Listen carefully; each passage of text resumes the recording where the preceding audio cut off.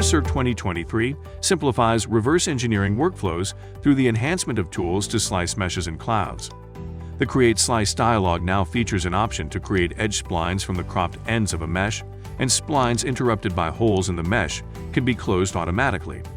These improvements facilitate lofting a surface from a mesh by automating or eliminating a number of additional steps.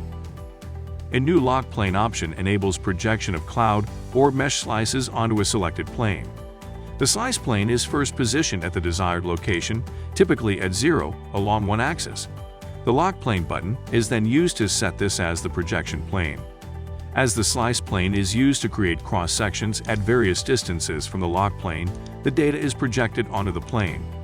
Mesh slices are defined by the intersection of the slice plane and the mesh edges, and cloud slices are defined by the points within the width threshold.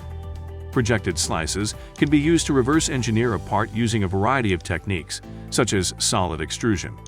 The base cross-section is first used to establish the body of the part, covering the height of the mesh. Additional cross-sections can be used to add or remove details, and Verisurf's other reverse engineering tools are used to complete the model. To see the difference, schedule a demonstration at verisurf.com. Continue to watch the Verisurf 2023 feature highlight series and subscribe to our channel to learn more.